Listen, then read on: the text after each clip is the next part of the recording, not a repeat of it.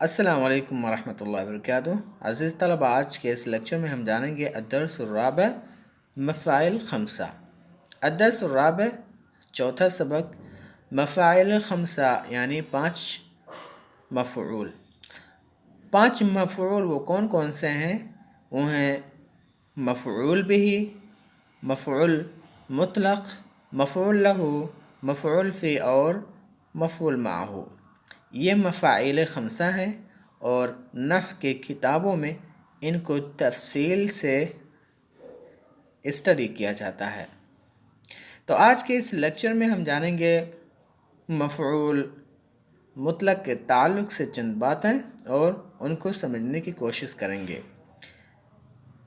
انشاء کے اندر صرف 3 مفعول ہی کے تعلق سے صاحب کتاب نے بحث کی ہے، اور وہ ہے مفعول مطلق، مفعول لہ اور مفعول فی۔ ان 3 مفاعل کے تعلق سے انشاء کے اندر بحث کی جائے گی، لیکن آج کے اس لیکچر میں ہم جانیں گے مفعول کے تعلق سے، مفعول مطلق کے تعلق سے اس کی تعریف جانیں گے اور اس کے معنی جانیں گے، اور اس کو کیسے استعمال کیا جاتا ہے اپنے سینٹنسز کے اندر، اس کو بھی ہم جانیں گے۔ تو آج جانتے ہیں کہ مفعول مطلق کی تعریف کیا ہے۔ تو اسم مصدر کو کہتے ہیں جو اپنے کسی مشتق فعل کے بعد کلام میں تاکید، زور یا عدد یا نوعیت بیان کرنے کے لیے لایا جائے۔ یعنی ایک ایسا مصدر ہوتا ہے جو اپنے فعل سے ماخوذ ہوتا ہے اور اس کا استعمال سینٹنس کے اندر تاکید پیدا کرنے کے لیے یا نوعیت کے لیے یا عدد کے لیے کیا جاتا ہے۔ تو اتنی ساری باتوں سے یہ بات واضح ہو گئی کہ جو مفعول مطلق ہوتا ہے وہ ایک مصدر ہوتا ہے اور وہ اپنے کسی فعل سے مشتق ہوتا ہے، اور وہ سینٹنس کے اندر 3 وجوہات کے لیے، 3 اسباب کے لیے استعمال کیے جاتے ہیں۔ نمبر 1، اس کا استعمال سینٹنس کے اندر تاکید لانے کے لیے استعمال کیا جاتا ہے۔ نمبر 2، مصدر مطلق کا استعمال کیا جاتا ہے سینٹنس کے اندر نوعیت کے لیے، تشبیہ کے لیے، اوکے، اور اس کا جو تیسرا استعمال ہے وہ عدد کے لیے۔ آپ دوسرے لفظوں میں کہہ سکتے ہیں کہ یہ جو مفعول مطلق ہوتا ہے یہ فعل کا مصدر ہوتا ہے جو بعد میں دوسرے لفظوں میں مفعول مطلق کے نام سے جانا جاتا ہے۔ یعنی آپ دوسرے لفظوں میں یہ کہہ سکتے ہیں کہ ایک ایسا مصدر ہوتا ہے جو مندرجہ ذیل اغراض کے لیے استعمال کیا جاتا ہے۔ یعنی ایک مصدر ہوتا ہے اور وہ 3 معنوں کے لیے استعمال کیا جاتا ہے، اوکے۔ تو کہیں بھی آپ دیکھیں اگر مصدر استعمال کیا گیا ہو اپنے فعل سے ماخوذ ہو کر کے، اور اگر وہ 3 معنوں کے لیے استعمال کیا گیا ہو، 3 معنی کیا ہیں؟ تاکید کے لیے، نوعیت کے لیے اور عدد کے لیے اگر اس مصدر کا استعمال کیا گیا ہے تو آپ جان لیں وہ جو مفعول ہے وہ کون سا مفعول ہے؟ وہ مفعول مطلق ہے، اوکے۔ تو آئیے اب اس کے اگزامپل کو دیکھتے ہیں، مثال کو دیکھتے ہیں، کیونکہ مثال کے ذریعہ سے باتیں زیادہ واضح ہوتی ہیں۔ تو آئیے فرسٹ اگزامپل ہم اس کو دیکھتے ہیں، اس کے فرسٹ اگزامپل کو دیکھتے ہیں، اور وہ ہے اس کا استعمال تاکید کے لیے۔ یعنی جو ہم فرسٹ استعمال مفعول مطلق کا دیکھیں گے وہ دیکھیں گے کہ اس کا استعمال ایک تاکید کے طور پہ کیا گیا ہے۔ تو آئے فرسٹ ایگزامپل ہم دیکھتے ہیں، جرا محمود جرین، جرا محمود جرین. تو یہاں پر آپ نے دیکھا جرین کا استعمال کیا گیا. جرین یہ مصدر ہے جرا یجری کا، اور یہاں پر مطلب جرا فعل بھی استعمال کیا گیا ہے. تو یہ جو جرین ہے جرا فعل سے ماخوذ ہے، اور یہ جملے میں تاکید پیدا کرنے کے لیے استعمال کیا گیا ہے. تو ہم جب اس کا ٹرانسلیشن کریں گے تو کیسے کریں گے یہ دیکھتے ہیں. محمود دوڑا، واقعی دوڑنا.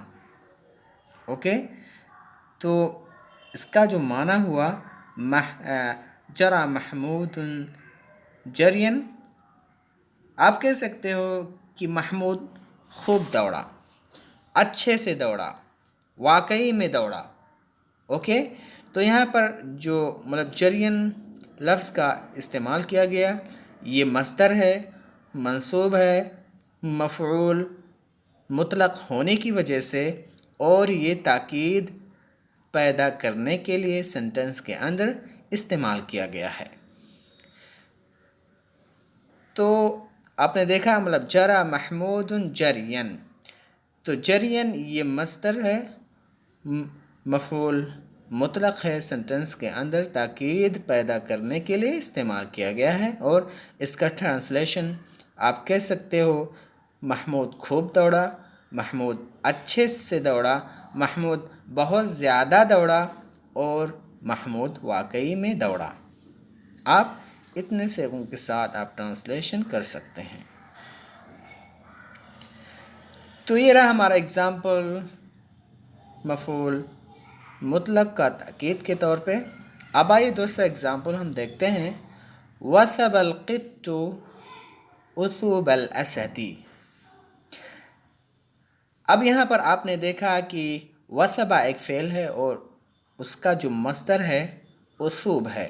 تو یہاں پر اثوب کا جو مصدر استعمال کیا گیا یہ مفعول مطلق ہے اور نوعیت کے لیے استعمال کیا گیا ہے، تشبیہ کے لیے استعمال کیا گیا ہے. وثب القط یعنی مطلب بلی جھپٹی شیر کے جھپٹنے کی طرح سے. اوکے، وہ جو بلی تھی اس کا جو مطلب جھپٹنا تھا وہ شیر کی طرح سے تھا. تو یہاں پر اثوب کا استعمال کیا گیا نوعیت کے لیے، تشبیہ کے لیے. اوکے، تو یہاں پر آپ نے دیکھا اثوب یہ مصدر ہے اور یہ مفعول مطلق کی وجہ سے منصوب ہے، اور یہ نوعیت کے لیے استعمال کیا گیا ہے، تشبیہ کے لیے استعمال کیا گیا ہے. تو یہ رہا ہمارا مطلب وثب القط اثوب الاسد. اثوب الاسد یعنی یہ نوعیت کے لیے استعمال کیا گیا. آپ اس کا جب ٹرانسلیشن کریں گے تو پھر آپ کیا کریں گے، وثب القط یعنی مطلب بلی شیر کی طرح سے جھپٹی، شیر کی طرح سے، شیر کے جیسے، مطلب جیسے ایک شیر اپنے شکار کی طرف مطلب جھپٹتا ہے، ایسے ہی یہ بلی شیر کی طرح جھپٹی. اوکے، تو یہ رہا ہمارا مطلب دوسرا اگزامپل مفعول مطلق کا نوعیت کے لیے یا تشبیہ کے لیے آپ کہہ سکتے ہو ایک دوسرے لفظ میں. یہ رہے ہمارے مطلب دو استعمال. اب آئیے ہم تیسرے استعمال کو دیکھتے ہیں. ہمارا جو تیسرا استعمال ہے مفعول مطلق کا وہ ہے عدد کے لیے، یعنی ہم اس کا استعمال عدد کے لیے کرتے ہیں. اوکے، تو آئیے ہم یہاں پہ ایک ایگزامپل لیتے ہیں. اکل الولد اکلتین اکلتین، لڑکے نے مطلب 2 مرتبہ کھایا. اکل الولد اکلتین، لڑکے نے 2 مرتبہ کھایا. تو یہاں پر دیکھیے اکلتن یہ مصدر ہے اور اس کو ایز اے تثنیہ استعمال کیا گیا ہے عدد کو بتانے کے لیے۔ اگر آپ کو یہ کہنا ہو کہ لڑکے نے ایک مرتبہ کھایا تو آپ کیسے کہو گے؟ آپ کہو گے اکل الولد اکلتن، اکلتن، لڑکے نے ایک مرتبہ کھایا۔ اگر آپ کو یہ کہنا ہو کہ لڑکے نے 3 مرتبہ کھایا تو آپ کیا کہو گے؟ اکل الولد ثلاث اکلات، ثلاث اکلات۔ تو یہاں پر آپ نے دیکھا کہ اکلتین یہ جو ہے یہ مفعول مطلق ہے، مصدر ہے اور عدد بتانے کے لیے اس کا استعمال کیا گیا ہے۔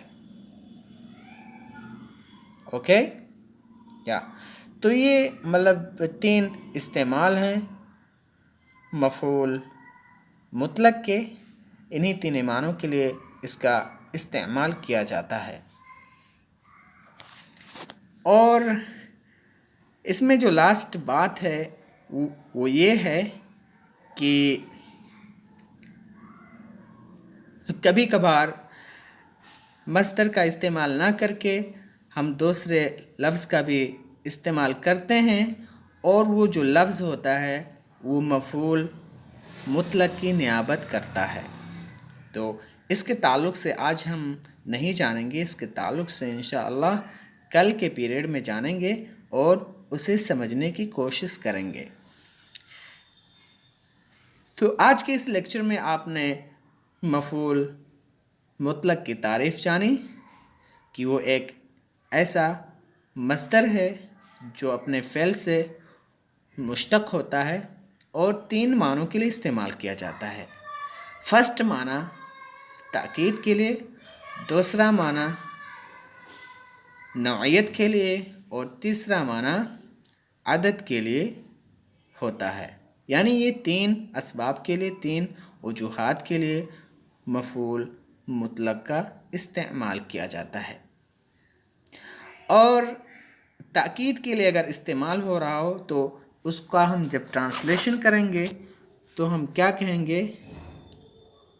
بہت زیادہ، خوب، اچھا، بہترین، واقعی، یا ان سارے ورڈوں کا استعمال کرنے کی ضرورت نہیں ہے کیونکہ اس تاکید کا معنی اس سینٹنس کے اندر ہی پایا جاتا ہے۔